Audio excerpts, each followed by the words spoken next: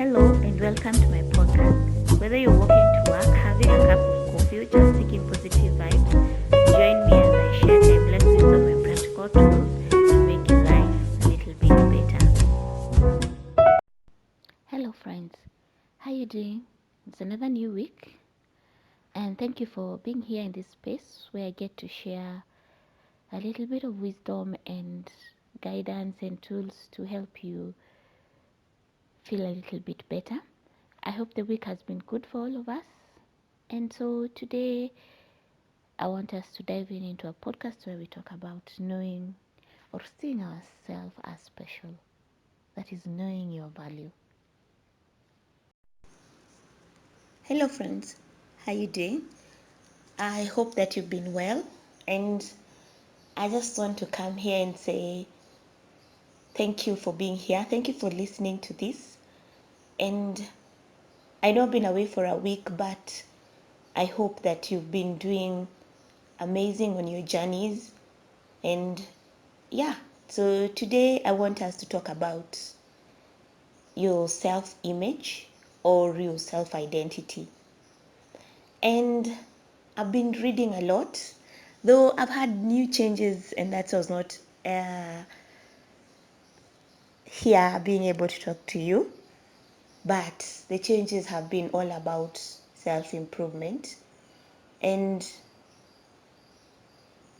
I'm growing each and every single day. And I've been reading, as I said earlier, to understand how change happens.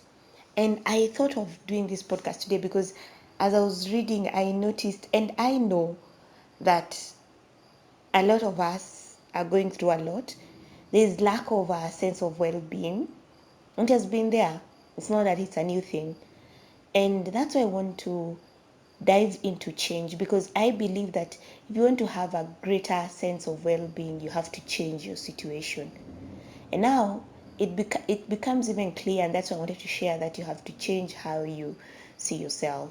I've been trying to talk and coach to some of my clients around their sense of well-being, their personal lives. And people are going through a lot, my friends. People are going through relationship issues. People are going through lack of jobs. People are going through a lot, and they do need help. But I've come to realize that for self-improvement to happen, for you to achieve your sense of well-being, you have to begin somewhere. And that somewhere is adopting change. And this change has to be done in various processes. So let's talk about it. So I have come to understand that the most effective change is change of self-image, change of how you see yourself, change of how you think about yourself, and change of how you see the world. Excuse me. Sorry about that. So what change is that it has it occurs in different processes or stages. One, we try to change our outcomes, we change our processes, and or we change our identity. The thing here is that many people, in even if we want to just achieve to feeling a little bit better or not feel stressed, a lot of us come from a place where we want to change habits that we want to achieve. Like, we come from a place where we ask ourselves, what are the habits that I need to achieve to not feel stressed? And this leads us to outcome-based habits. And the alternative that I would love to offer and that I've learned is that we need first to change our identity. And I'll explain what our identity is. Our identity is what we believe. or who we wish to become. Okay? So for the change that comes in the stage of outcome is about what you get. Okay? And the process change, it's about what you do. But the identity change is about what you believe. So what we're talking about here simply is, if we want to feel better in our lives, we really have to first change what we believe. What we believe about ourselves, what we think about ourselves. Because true behavior change is identity change. And you may start, for example, saying, I do want to start running, because you know what, and I'm going to be motivated about it. But the only reason that you'll stick to running is not because of the motivation. And ask me this: have you tried running and doing, for example, gym? Maybe you want to lose your weight, right? And so you try running, doing the gym, and then the motivation is not working. Sometimes you find yourself, oh, I just don't feel like going to the gym. I just don't feel like running. I don't feel like, walking. It is because the only reason that you can stick to forming a new behavior or change is that it becomes part of your identity. Okay? Excuse me. Because you have that belief that I go to the gym or I run if only I believe that I'm doing this because I want to be a healthy person. Unlike, I'm going this to the gym to lose weight. I'm not lying to you, it has worked for me. Even anything that you want, even if it's to feel better, even if it's to make more money. For making money, you have to believe that you are, you know, a financial, you're in a position where you have the financial freedom. You're not a person, and if you look at this, you'll ask yourself, how then am I a person who has financial freedom? One, maybe you do save.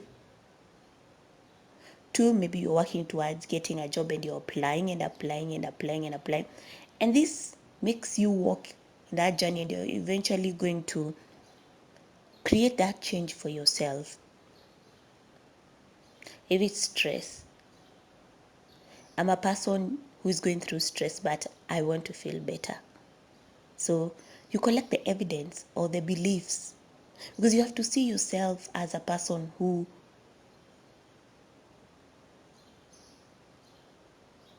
wants to feel better. So how am I a person who is not going through stress? A person, yes, who feels emotions of stress here and there, or emotions of depression here and there. Because depression, it's about a numbness in you. But I'm working towards, feeling better by every day going for a walk, or I'm talking to someone who is helping me on this journey. And that proves that you're not a person in depression, but a person who is working on their depression. And that belief and that thought and the constant thoughts that you have each and every day that make you 1% better eventually become part of you. It's not about the goals that you aim to achieve. Like, it's not about you losing weight. It's about that whole process and the beliefs that you have. I don't know whether this is coming out clearly, but improvements are only temporarily until they become part of who you are, my friends. So it's not about the motivation. The motivation will not change your behavior. It is about you shifting into adopting beliefs so that you can get to the behavior that you want. So if it's about maybe your goal is to read 10 books in an year, and just I want you to remember that the goal is not about reading that book. The goal is about you becoming a reader and believing that you are a reader. If it is, for example, you want to run a marathon, the goal for you is not to run a marathon. The goal is to become a runner. Because your behaviors are usually a reflection of your identity. And what you do is an indication of the type of person you believe you are, either consciously or unconsciously, my friends. If the goal is to become a runner, if the goal is to become a musician, but the goal is not to learn an instrument. The goal for you is to become a peaceful person. The goal is not to learn how to stop being angry. The goal is for you to become an unreactive person.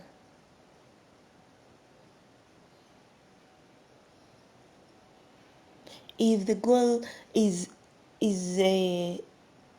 to become, as I was saying, a financial, and this is something that I go through a lot, and I'm also trying to learn and work through it. If the goal for you is to become an independent woman, that's your goal. But the goal is not just to have money.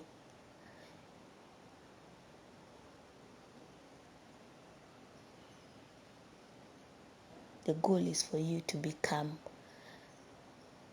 a financial freedom and independent woman. And so there are strategies that you have to take, and there are beliefs that you have to adopt.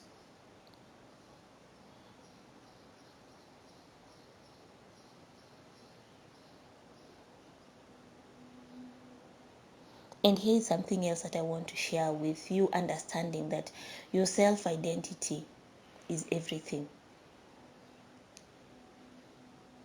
Your self-identity can work for you, and it can also not work for you. Remember, it can work for you by you forming beliefs of who you see yourself as or who you wish to become. Okay? You're forming beliefs each and every day. If I want to be a person who is healthy, I eat healthy, I'll walk. It's that simple, my friends. But it can also work against you. And I've seen this a lot. Because, for example, there are those of us who want to change our behaviors and want to feel better. But you look around at what they see themselves as by how they think. And some of my clients have even told me, I was in this situation, this person did this to me. It's okay. That's the circumstance. It's okay. They did this to me. And at that point, I'm just listening. And they made me feel this. I'm like, I understand. And like, they turn the whole scenario into being a victim. And it's so sad because they don't see that they are the ones who are creating their own suffering. Because Life will offer you a lot of circumstances. And yes, pain will be there, but the most important thing is how you get up. The most and how I'll say this from my world is the most important thing is how you cause your own suffering. You know how you cause your own suffering? By how you think. Because how you think will create the reality of what you believe. And now this becomes your self-identity or your self-image. I'm that person who is not loved. I'm that person who is not enough. I'm that person who is, a mess. And the longer you stick to those thoughts, the more suffering and the bigger your circumstance becomes, and you become the victim. And I have done this to myself so often. And even my clients, when they are doing it, I just have to at times let them spiral, because you try to tell someone and they don't listen. And so you're like, okay, you've got to do this the hard way. Let them spiral for a bit. And then only and only then when they choose. And that's the difference with coaching. For coaching, it's for me to guide you and not to tell you, this is what you're doing wrong. No, no, no. Because I believe that every pain has to be felt. Every feeling has to be welcomed. And if it takes you 2 years or 3 years, that's fine. But I need you to come and tell me, you know what, Mercy, I'm done with being hurt. I'm done with being a mess. I'm done with spiraling. And then from there we can now walk through the journey. And I believe that if only you came into a place where you ask yourself, who do I see myself as? Even if I've gone through this situation, I've gone through stress, I've gone through depression, I've gone through rejection, who do I want to see myself as? I believe though that you have to sit through that pain first of rejection and accept it.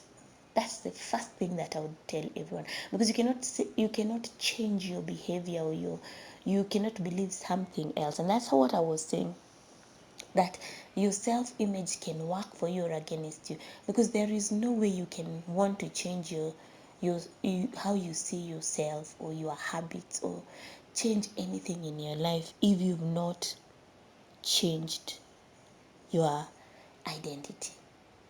If your identity of who you want to see yourself doesn't match who you think you are right now, then they cannot work, right?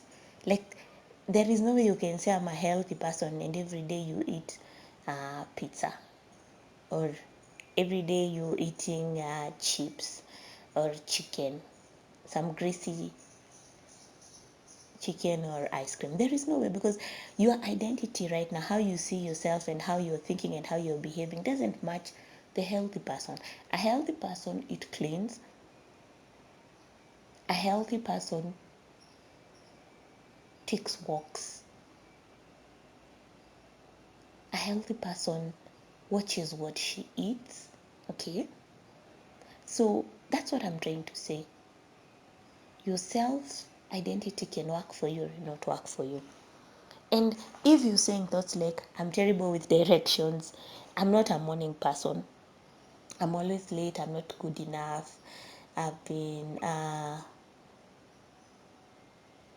love doesn't work for me, I'm not financially stable, I don't have a job, so I'm not worth even looking for one, or I'm not even worth going after an idea that I have and sell it to other people and see where it comes from. Because here's the thing, if there's something that I've learned from my journey, is my people. Ask for help at times. You may even have the greatest idea in your mind, and this idea may become your job, and it has worked for some people, though I know it's hard. You have to put in hours of your time, and it requires commitment, and it also requires patience. But I also think that as youths, to create a greater sense of well-being in terms of unemployment, we have to start being innovative. And I know a lot of us are innovative in Kenya, and I know a lot of us are, pushing ourselves. And I always commend the youths out there, because life is different from what our parents had. Their era, they all had jobs, but for us, we have to think outside the box. But if you're out there stuck, and this is for you, maybe start a podcast, even talk about your experience, read about it, have that idea of empowering people, and sell your idea. Start doing talks, and start looking around and calling people and telling them, I'm doing talks on financial freedom. But first, build that identity that you're in that state where you are a person who is working towards being, independent, being or building your empire. Okay? So, what I would love to say is that whatever story you tell yourself and whatever you've repeated for years becomes your reality. Because I always say how you think will affect your actions, and it will either make you stuck or either make you go after what you want. So here's the thing, my friends. If you want to feel better at love, I want you to change your identity. Check how you see yourself right now. If you're telling yourself you're not good at love, you're not good at, relationships, ask yourself then, who do I need to become to be good at relationships? And if you need help, call me. I'll help you. We can walk through this together. Or talk to someone. Talk to someone who you think is good at relationships and can help you in that direction. Just don't stick into a place where you're the victim and continue making your suffering so painful and, so tiring and overwhelming. Circumstances can happen and will always happen. It's normal, it's part of life. But the secret is to change anything, just change who you see yourself. Okay, my friends? I decided this would be a very short podcast, but I hope it has helped you, and have a good week ahead of you. Have a blessed day, and please don't forget that each day you try and improve yourself and try to achieve a greater sense of well-being. You get to be better. Okay, a day at a time, my friends. In everything that is happening around you, a day at a time. But don't be the victim.